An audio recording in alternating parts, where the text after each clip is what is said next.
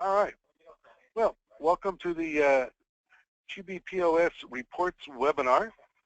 Today we're going to take a look at how you can use your reports features in QuickBooks Point of Sale. So we're going to run off to our QuickBooks Point of Sale here. We can get to reports in several different ways. We can get to reports by going to the reports icon over here in the blue buttons, or the reports icon over here in the navigator, or we can go to reports up here on the menu bar. If I click on the reports on the menu bar, I see a list of different things we can do. We can go to the report center, we can go to the dashboard, we can take a look at end of day drawer count history reports that we've ran for the last 30 days. We can take a look at some sales reports, cash drawer reports, payments reports, customers reports, items reports, purchasing reports, employee reports, financial exchange reports, which assumes you're exchanging with your QuickBooks Point of Sale, or your QuickBooks Accounting and your QuickBooks Point of Sale, and any reports that we may have memorized. Up here on the top of the list, we have the Report Center and we have Dashboard. The Dashboard shows us kind of a summary of several different reports that we can run and look at simultaneously in our Point of Sale. And it shows us our best-selling items, our sales for the year. And you can see my sales are truly exciting because I don't do much at my Point of Sale. We've got a sales graph, and we've got sales over time. So not too exciting on mine, but once you have some data in yours, you will see these other graphs fill out, and they will be much more fun to look at. We can also, under the reports, go to the Report Center. The Report Center shows us some common reports that a lot of people like to run. We can select one of those and run it. It tells us a little bit about what that report is. We can also, from here, and we've got access to our memorized reports, we also have access to creating a new report from scratch. We can go to our All Reports tab up here on the top, and that gives us access to all the other reports that we have available. We have it divided into different sectors. We have sales. Under sales, we've got general sales and we've got graphs. We have a best and worst sellers report. The difference between the best and worst depends on how you have things sorted in your Point of Sale. You notice the little triangle here. That says we're sorted by extended price. We're currently sorted by the lowest price, or the highest price, to the lowest price, which gives us our top 20. If we resort it, we will be looking at our worst records, from our worst seller to our best seller. So by clicking on that triangle, we reverse what we're looking at. If I wanted to look at it by quantity sold, I would click on the little blue ball in front of quantity, and now we're sorted by quantity sold. When the triangle's pointed up, you are sorted from lowest to highest. When the triangle's pointing down, you're sorted from highest to lowest. So you can change it from your best report to your worst report by choosing which way you're sorted. And you can choose to sort by any of the quantity columns, by quantity, by price, by cost, or even by margin, and you can see your results of that sort. If I am done with this report, I can click the red X up here beside the title of that report. It will close out of that report, but leave me in the Report Center. We've got our most common returns, an item summary, which shows you a list of all the items you sold over a specific date range. When you select that, you can choose your date range. And you say, well, mine doesn't pop up that way when I run mine. You'll notice down here in the lower left-hand corner, I've got this prompt to modify report before running the report. That pops up and lets you choose what date range and things you want to run the report for before you run it. So that you're running a report that includes like your inventory, and you have a lot of items in inventory, it can take a while for that report to run. And then if it doesn't run to cover what you wanted to see, you've got to apply your filters, change it, and rerun it. So by having that little box checked, you get your report options come up first before it runs the report.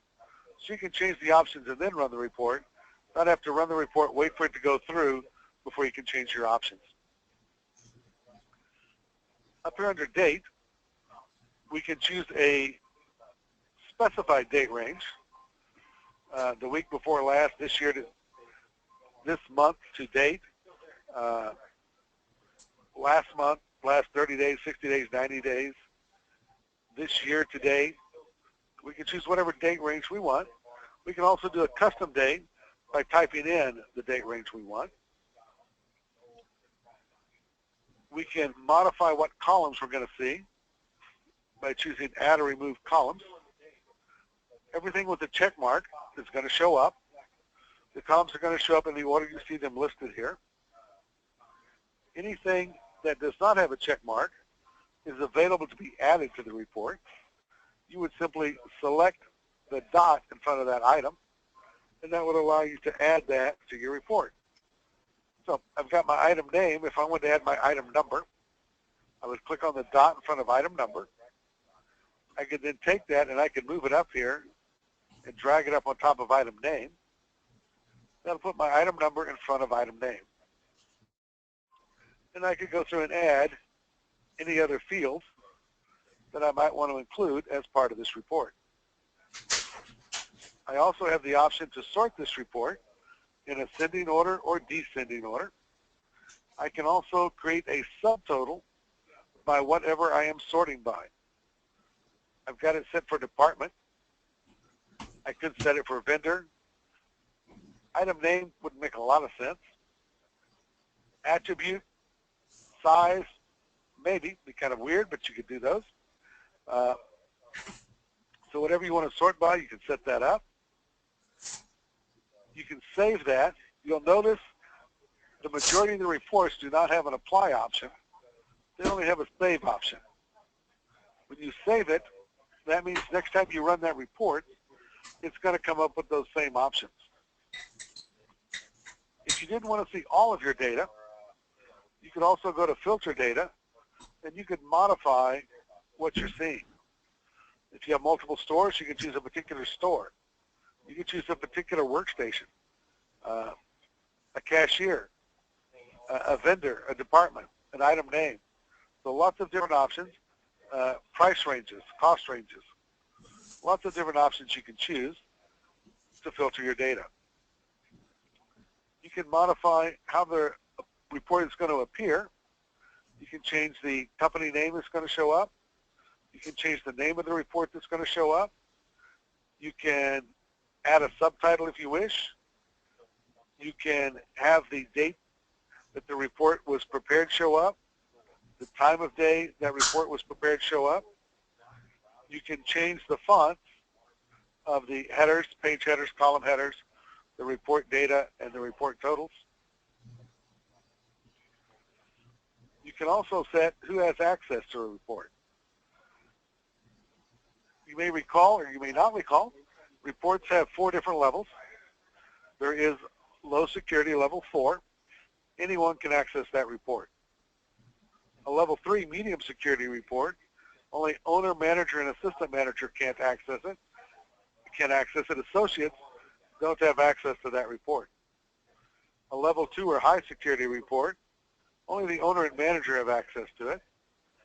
And a level 1, only the owner and sysadmin have access to the maximum security reports. And of course, sysadmin also has access to any report. So we save our report and we run it, and it shows us all of the items we've sold this year. We're sorted by department, so we can see the department that we're sorted by.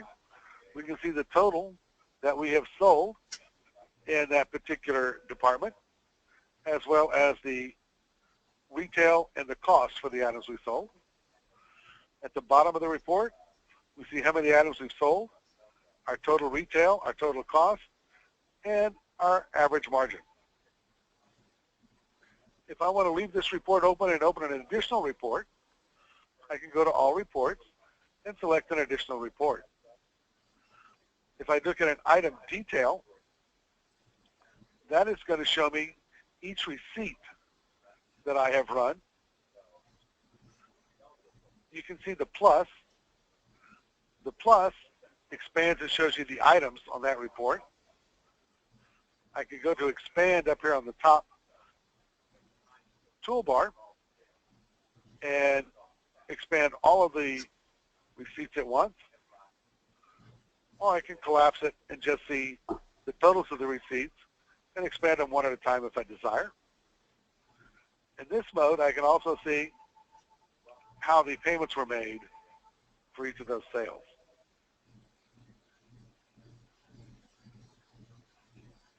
So we've got item summary, detail. We've got a department summary, which again shows you your data summarized by department. We can look at them by style, by vendor, by promo code if you use a promo code. We can take a look at the discounts that we've given, and it will show us the reason for the discount that we're given, assuming that when you do a item discount, you are entering a reason in that discount name, then you will get a reason like coupon. Global discount is when you do a give discount and you discount the subtotal of the receipt and discount the entire receipt. And the reward is when you have customer rewards turned on and someone has used that reward certificate. We have date comparison, which lets you compare your sales in 2 different time periods. You run the report, and you can see what you did during this time period and what you did during the same time period last year. In this case, I'm looking at what I did during the month of May. You can see I did much better last year than I did this year because I didn't sell anything this May. Mobile sales, if you are using an iPhone or an Android phone or iPad or Android pad to do mobile sales with your system, you can also look at the sales you've created on that mobile device. You can look at a summary or you can look at the details. We can also run some graphs to take a look at some different data. We can look at the merchandise we've sold. Again, we choose our time period that we want to look at. And it shows us what we've sold during that time period, divided up by department. In this particular graph, we're going to get the quantity of items we sold. We could look at the cost of the items we sold. We could look at the retail of the items we sold. We get a legend over here which tells us what each colored graph represents. We could change it instead of department. We could look at it by vendor. We could look at it by item, which can get really crazy. We can look at it by attribute. A little odd, but we can look at it by attribute if we decide. We can also look at it by size if we choose. See what sizes we have that are selling the best. So we can choose different ways to view that sales data. We've also got graphs for sales over time. Under sales over time, you can look at your months. You can see what months do the best. You can see what days of the week do the best. You can take a look at what hours of the day do the best. You can look at what weeks of the year are the best, or even what day of the month you tend to do the most sales on. And again, you get a graph which breaks down those numbers. And you can look at those numbers, again, by cost, by number of receipts, by margin, or by total margin dollars. And you can see how things are going. The sales over time can be useful for planning what you need for staffing on various days of the week, various hours of the day, or even months of the year for your seasonal sales once you have enough data. We can look at a graph for our discount summary, a graph for date comparison, demographics, breaking down sales volume by city, state, or zip code. We can look at an employee comparison, which lets you look at which employees are doing the most selling, assuming that you have your employees clocking in whenever they're going to make sales or logging in. We can even look at payment methods and seeing how our payment methods are breaking down. And we can see what methods of payment we get most often. We've got multi-store reports.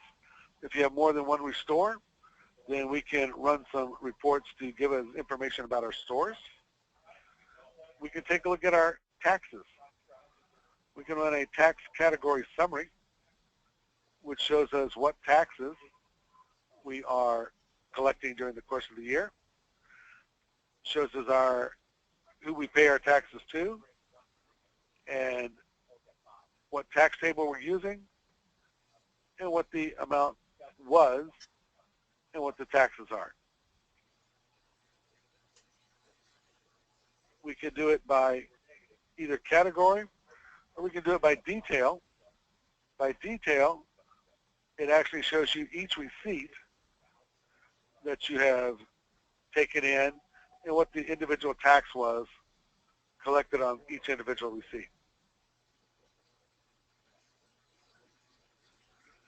We can also look at shipping. If you do shipping, you can run reports to see what your shipping is, either summary or detail.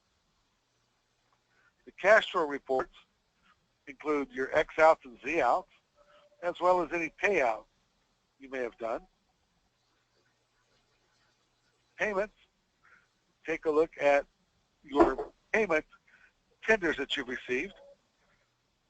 You can run a payment summary, which shows you your amount of cash, debit cards, credit cards, accounts, gifts, gift cards, and checks that you took in on any particular day. You can break the credit cards down into the individual card type if you desired by going to modify and add or remove columns. And you can add Visa, MasterCard, Discover, American Express, Diners, or JCB to your card breakdown if you want to see what you took in each different credit card. We've got checks that you took in, gift cards that you took in, gift certificates you took in, and like with the gift certificates, when you run that report, you can sort it by gift certificate number, and you can see when you sold or when you redeemed a gift certificate. You can do the same thing for gift cards. Customers allows us to print a list of our customers. We can do a demographic view of our customers, broken down by the customer's sales. And so we can see we've got them broken down by zip code. We could break it down by city or by state. So we can take a look at different demographic information with our customers. We can take a look at customer sales, and we can see how much sales were made to each customer and how many items each customer bought. Again, we can choose time periods. If we change the time period, you would use the Apply Date Range button to change that to that particular time period. I click the Close button in the lower right-hand corner. That closed me out of reports entirely. To go back to reports, I can either go to my reports button again, I can go back to my reports at the top, and I can either go directly to a report area to choose a report area, or I can go to the report center. If I wanted to see, well, what sales orders do I have outstanding, I can go to my sales orders, and it will bring up a list of my outstanding sales orders. I can click Expand, and it shows me what items are on those particular sales orders. I can do the same thing for layaways or deposits that I may be holding, or back orders that I currently have outstanding. And it shows me anything I may have on back order. I can look at rewards, and I can see what members are part of my rewards program, or what rewards have been given out. Who's used what rewards?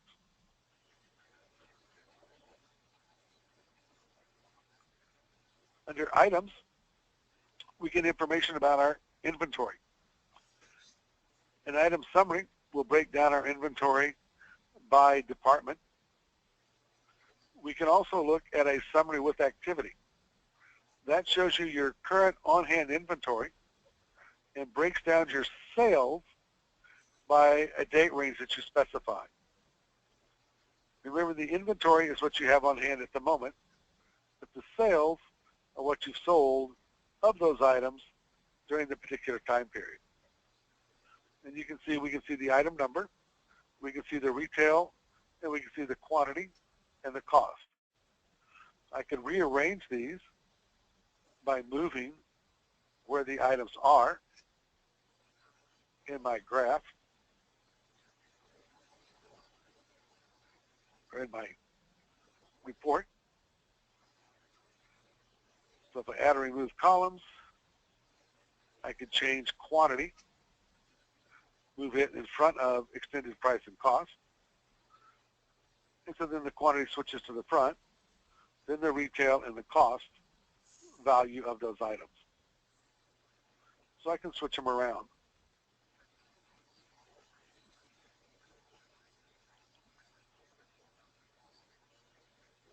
An item list is going to show me a list of all my merchandise, and it's going to show me my current on-hand quantity. You'll notice there is no date range. On this report, I can modify what columns I'm looking at. I could also run a filter to filter the data I'm looking at. So if I didn't want to see everything, I can cut down what I'm looking at.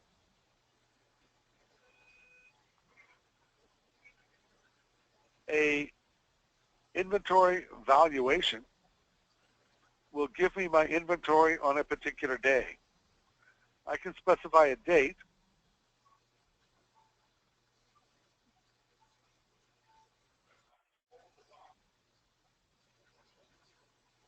and I can say, what was my inventory at the end of March?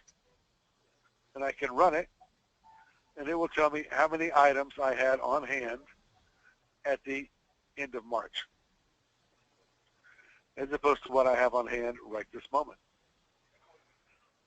So the inventory valuation is kind of cool, because if you did not save your end of quarter or end of year inventory number, you can run that report to find out what you had on December 31st or March 31st or whatever other date you may decide to look at. We can look at the inventory among multiple stores.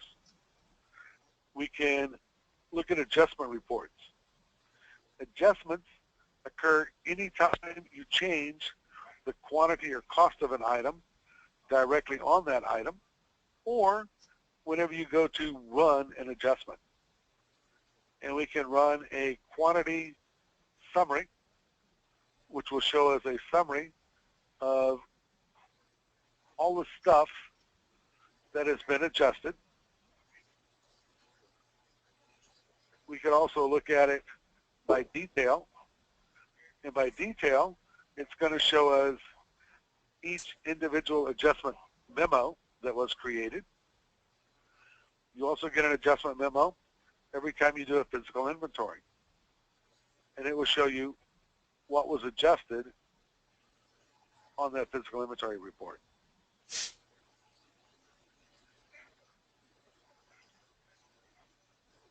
We can do the same thing for cost. You can see what you transferred between stores. And you can take a look at a list of your departments. Purchasing. Under purchasing, we can take a look at our purchase orders and whatever we may have currently on order. We can do a summary, which will show us each vendor that we have something on order for, and how many items we have on order from that vendor, and what the total is we have on order from that vendor. We could run a detail, and that's going to show us each individual purchase order. Again, we can expand it out and see the items that are on each purchase order.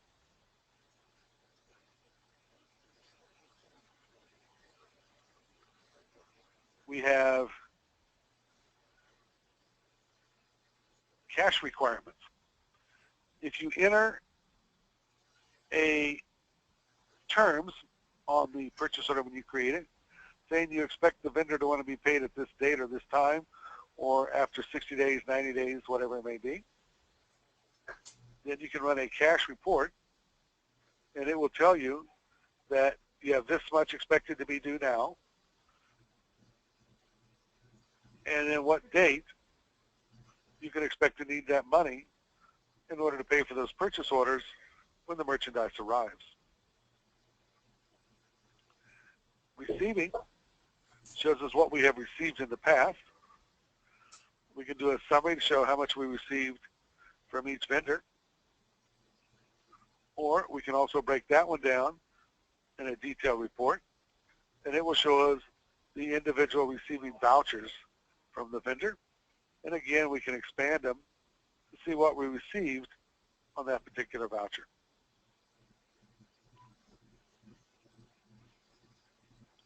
We can also run a list of vendors to see all of our vendors. Under employees, if you pay commissions, you can run a commissions report.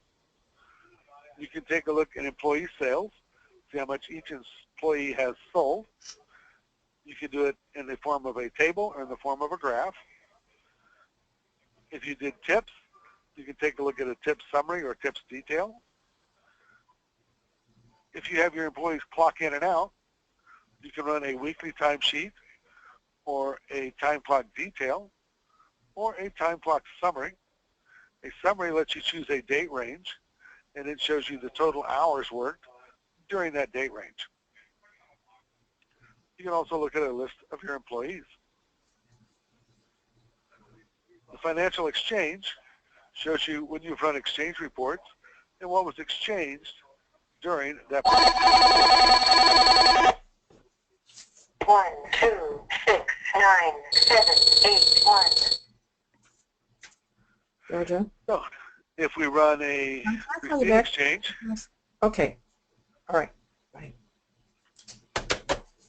We can see our exchanges that took place, and we can see what came over on that particular exchange. Finally, our memorized reports. There are 3 standard reports here. There is the today's receipts, which shows you a list of the receipts you've done today or whatever date range you specify. There's busy times, which show your busy times broken down by hour. It's the graph over time, or your best-selling items. We've also got any reports that we may have memorized. So, any questions so far?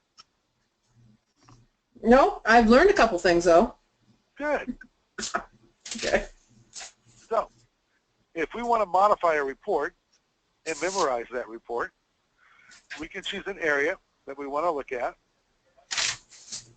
and we can choose what it is we would like to see. So if we want to take a look at a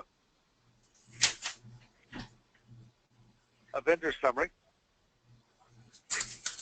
and we want to specify a particular date range we want to see, then we can choose our date range up here.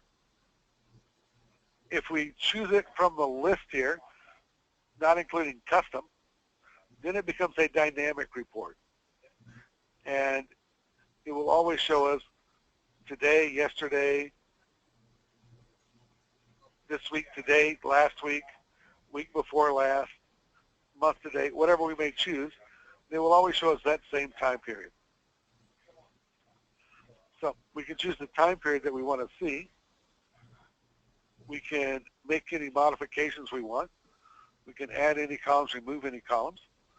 If I want to include with this also, well, what did I make for margin dollars? We can add that. We can save it. If I wanted to filter it, I could also filter it for anything in particular. We can save it. We can run it. When we get our results, we can go up here to I want to memorize this report, and we can call it Vendor Summary YTD, year to date, and we can say OK. We now have that report memorized. If I close that one and I go back to my sales and I go to my vendor summary and I run it,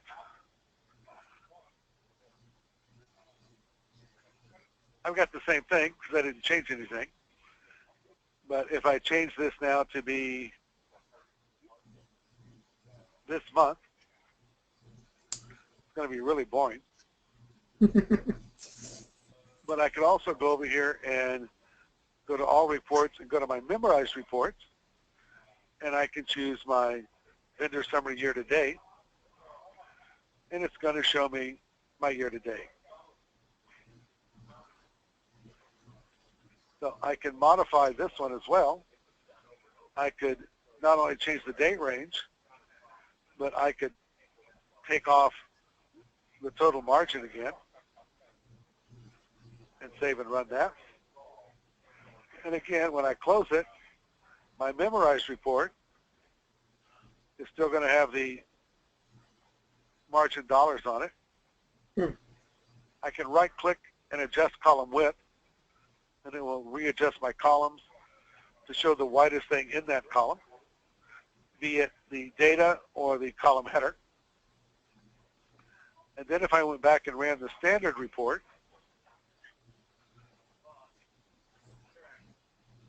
all right, my vendor summary,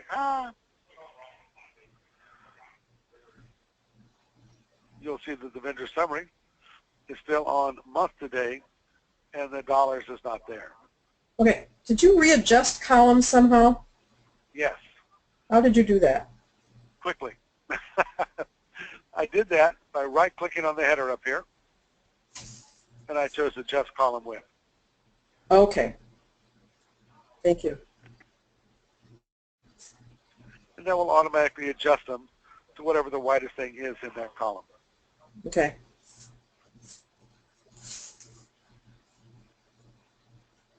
so I can modify any columns I want to modify by changing what I'm looking for.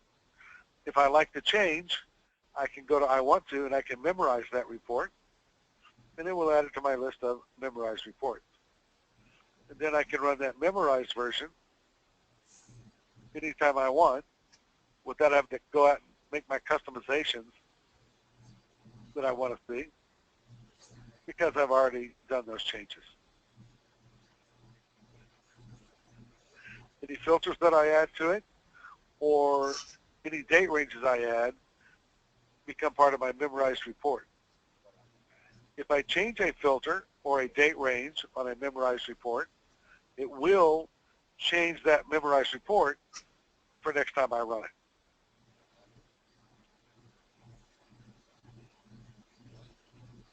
Okay.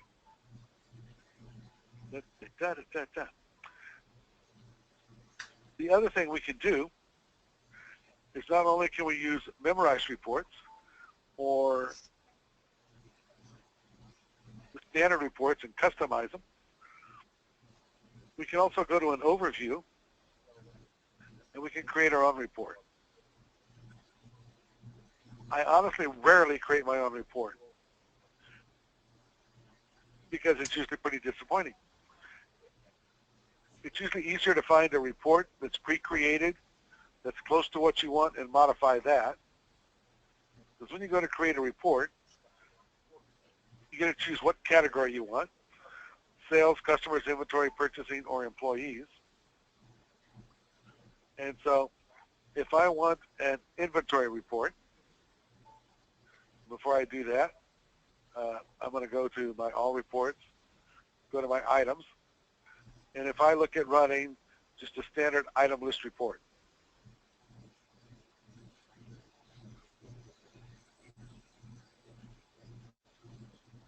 no, that's not the one I wanted. Oh, stop that. I hate it when I do that. So what I wanted was the inventory valuation report. In the inventory valuation report, you can see that I've got cost and extended cost. Well, I want to have what my retail is also. If I go up here to modify and I go to add or remove columns, there is no option for price or retail. I can look at cost. I can look at cost by store, but I can't look at retail. So I say, well, then I'm just going to do my own. So if we go to create a report, we go to inventory. It says, what kind of do I want? Well, I want an inventory valuation report. And we go next. And we say, I want to add some columns here. Notice I have the same choices I did on the other one. I still don't have a retail available. So creating a custom report from scratch seems to me to just take more time than it does to take an existing report and modify it, because essentially you're going to get the same choices with your custom reports. If you choose sales, you're going to do a summary graph, a detailed sales list, sales tax, or mobile sales. And when you choose one of those, you're going to end up getting the same options you have if you modify the sales detailed report. So you can't add anything that's not already in there? Right. If it's not already part of the standard reports, you can't add it. Okay. So I find very little use for create a custom report. Although you can, it's really more work than it is to modify an existing report. Mm-hmm. Okay. Okay. So, any questions on reports? Nope. Because that kind of sums it up. Okay. We have looked at the different types of sales reports. We've looked at modifying reports. There's two things we didn't do. and we looked at creating a report from scratch. What we didn't look at was over here. If we are looking at a report,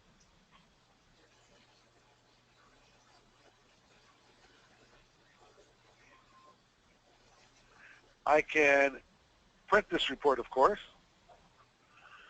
If I print it, I can choose my printer, and I can print it or I can preview it. I'll preview it. I'll zoom in. And that's what that report would look like if we printed it out on our printer. I can also send this report to Excel. I can click on Excel. It is going to open up Excel, assuming, of course, you have Excel on your computer, and it will generate that report as an Excel spreadsheet. You can then modify this spreadsheet the same way you would modify any Excel report. There is one thing that I find really annoying, though. That's that you'll notice we got this column A, C, E, G, I, K, M, and O, which are dividing up our information. So if I said, well, I want to resort this by price, and I click in here and I do an A to Z sort, all I'm going to sort is that one column. The other stuff didn't sort. And so I find that to be a bit annoying. If I want to sort everything, I need to go up here and right-click on the A and delete that column. Right-click on B now and delete that column. And so on for all these little small columns and get rid of them.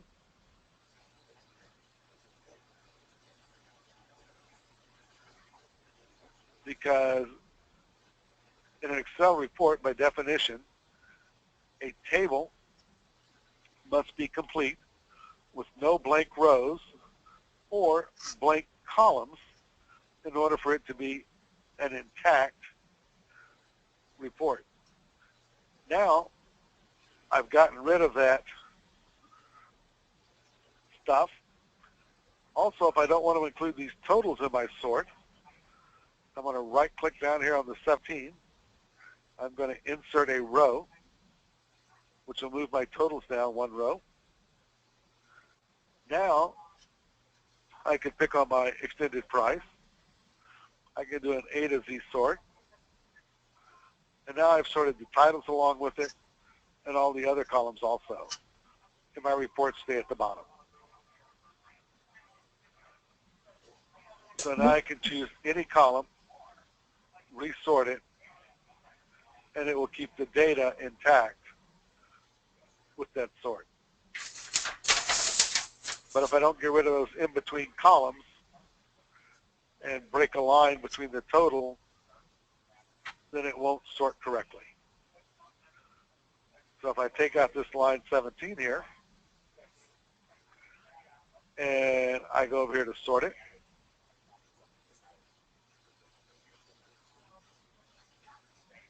that time it actually didn't include the total. Usually it includes the total as part of that swap. But that time it didn't. But I always add a blank row just to make sure it doesn't. And so we can resort by whatever we want to look at.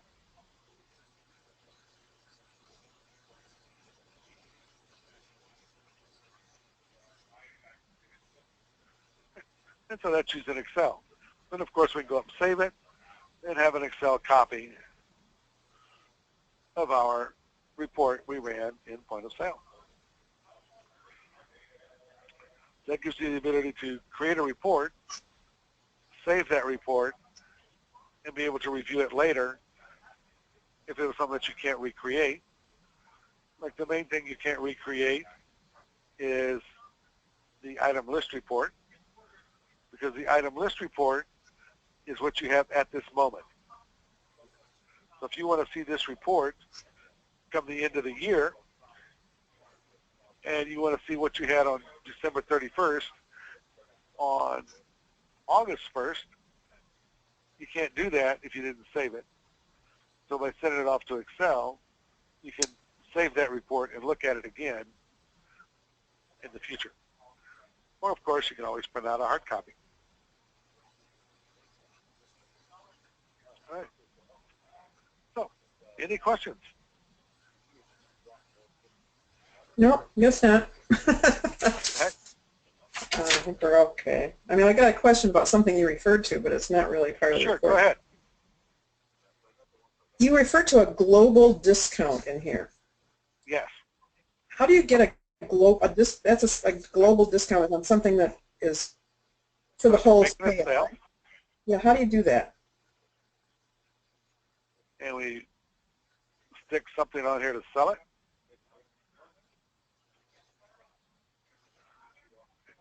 So if I do an item discount, I'm going to go over here to quantity price discount, choose the discount amount. I also want to choose a discount name so I can see why I discounted it. Right. A global discount is going over here to give discount. And if I give a 10% discount, it is going to give me a discount of $2.71. So I do 10%, I get a $2.71 discount. A global discount looks at whatever your subtotal is and discounts that. Okay. Can you change those discount? You showed a 10%. When you went to give discount, you showed 10, 15, 25, and 50. Can you change those? No, those are fixed. Okay. But down here, where it says discount percentage, put any number you make up. So I can do 17%. Oh, I can put that down there? Yeah. Okay. You get a 17% discount. All right. So you can plug in absolutely any number down here. Oh, I see. Okay. If you wanted a specific dollar amount, you could put that here. And it'll do a specific dollar amount. Okay. Same thing if you're given an individual item discount. You got the same fixed numbers up here. But down here in the discount box, you can add a specific dollar amount. In the percentage box, you can add any percentage you want. Okay.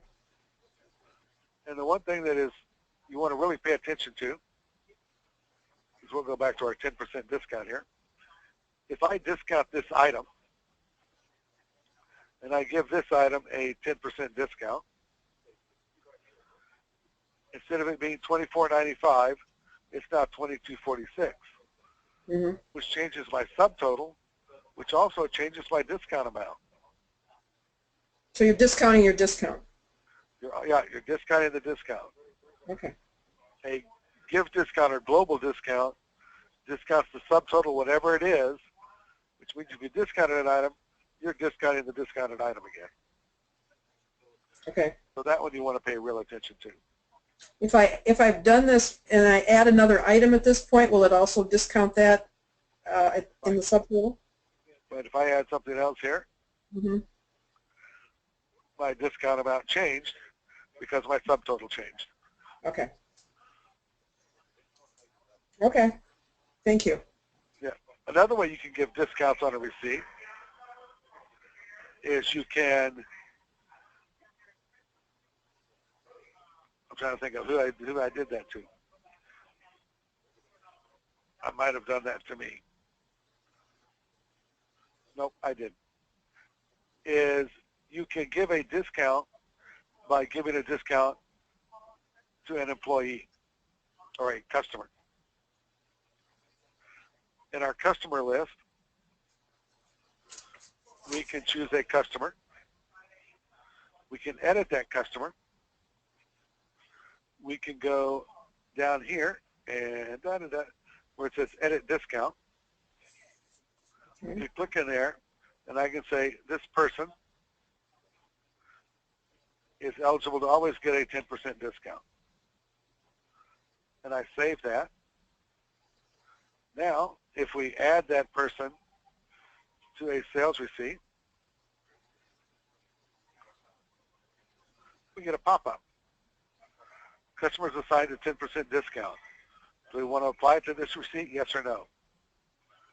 If we say yes, anything we put on the receipt gets 10%. That would be even after a discounted price. No. No. Yeah, this is just 10% off of whatever the regular price is. Now, if the item has to be on sale, it will give whichever is greater, the sale price or the specific discount. Okay. If an item was on sale for 5% off, they would get it at 10% off the regular price. It doesn't discount the discount. Does not discount the discount. Okay. The global discount discounts the discount.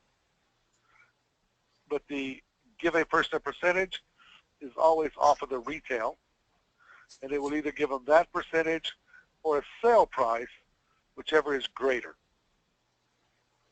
Okay. So if a person's an employee, and you decided employees get 40% off, and you're having a 25% off sale, and they are buying a sale item, they will get the 40% off, not the 25%. And they won't get 40% off the 25. Okay. They'll just get whichever discount is largest. Okay. All right. Okay. Any other questions? Where do you assign promo codes? Where? Promo code, you can go up here to I want to, Okay. and you can add or edit a promo code. And you can put in a promo code. A promo code can be anything you want. It can be a number. It can be letters. It can be a zip code. One of our clients always puts the zip code in the promo code, and they require a promo code. One of the clients says... You do that individually by receipt? Correct. Okay. And there's two ways to do promo codes. Whenever you're in the mood, you add a promo code. Or you can set up under company preferences that all receipts require a promo code. You can require a promo code, and if we do that,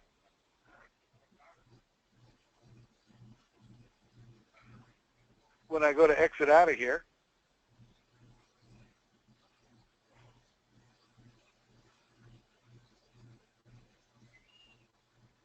I didn't enter a promo code.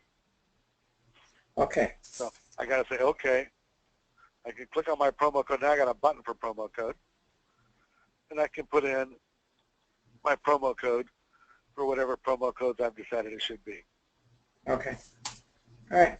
Thank you. Yeah. Right. Anything else? No, probably. I'll think of something later, but not right now. All right. Thank you. Well, thank you. If you have any questions, feel free to give us a call. Okay. And this webinar will be up on our site where you sign up for the webinars. There's a little button that says View Previous Webinars, and you can go there and you'll be able to see the recordings.